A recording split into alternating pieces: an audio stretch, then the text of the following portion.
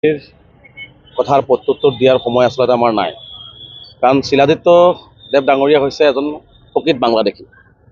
কাৰণ অসমত যদি বাংলাদেশী আছে, শিলাদিত্য দৰে ব্যক্তি আচলতে অসমত বাংলাদেশী হিচাপে থিতাপি লৈছে।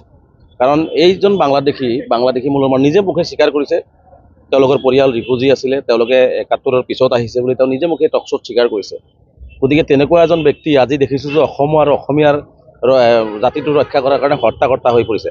আচলতে এইটো এটা হাঁহিৰ কথা হৈ পৰিছে। যিজন মানুহে নিজৰ মাতৃভাষা বাংলা বুলি কয়, যিজন মানুহৰ পাকঘৰ হওক ডাঙৰ ঘৰ হওক সকলোতে বাংলা লিখা মেলা কৰে, বাংলাত কথা কয়, আৰু সংবাদ মাধ্যমত আহি অসমীয়া কথা কৈ তেওঁ অসমীয়াটো জাহিৰ কৰিব বিচাৰিছে। আচলতে এয়াও এজন হৈছে নীলাজ, অসমৰ এজন নীলাজ ব্যক্তি, যাৰ কোনো লাজ নাই আচলতে।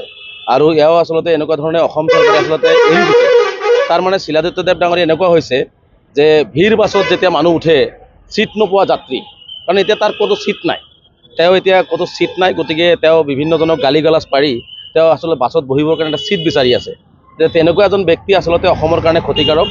আৰু মই ভাবোঁ যে এই ধৰণৰ ব্যক্তিক অসমীয়া ৰাইজে বৰ্জন কৰা উচিত, কাৰণ এই শিলাদিত্যৰ দৰে ব্যক্তিয়ে আচলতে অসমখন ধ্বংস কৰি পেলাইছে আৰু আজি অসমীয়া জাতিটোৰ ৰক্ষা কৰাৰ ঠিকা ল'বৰ কাৰণে ওলাই আহিছে।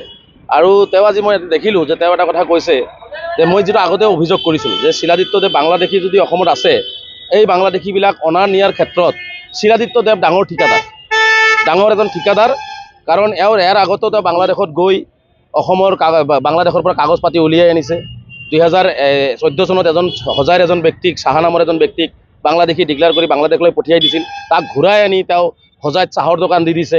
আৰু তেওঁ কৈছে যে অসমেদি বাংলাদেশীবিলাক সোমায়। তাৰমানে তেওঁ নিশ্চিতভাৱে জানে, কাৰণ তেওঁ এইবিলাক কাম কৰে, তেওঁ মানে বাংলাদেশী সৰবৰাহৰ মেইন কাম কৰি আছে নেকি। গতিকে তেওঁৰ বিৰুদ্ধে তদন্ত ঘোষণা কৰিব লাগে মুখ্যমন্ত্ৰী ডাঙৰীয়াই, গৃহ বিভাগে তদন্ত ঘোষণা কৰিব লাগে যে কাৰণ ইয়াও সম্পূৰ্ণভাৱে এজন ঠিকাদাৰৰ ৰূপত বাংলাদেশী অসমত আনি আছে নেকি।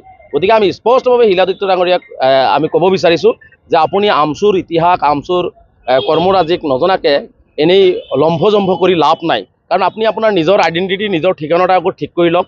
নিজৰ বাংলাদেশীৰ যিটো গন্ধ এতিয়াও আছে, তাৰ কাটাৰ দাগ যে এতিয়াও তেওঁৰ যোৱা নাই, সেইবিলাক আকৌ তাত গুচাই লওক। গুচাই লৈ পেলাই বেলেগক সমালোচনা কৰাৰ কাৰণে তেওঁ আগবাঢ়ি আহক। গতিকে স্পষ্টভাৱে সকীয়াই দিছোঁ যে তেওঁ মানে অসম আৰু অসমীয়া জাতিটোৰ কাৰণে বা সংখ্যালঘু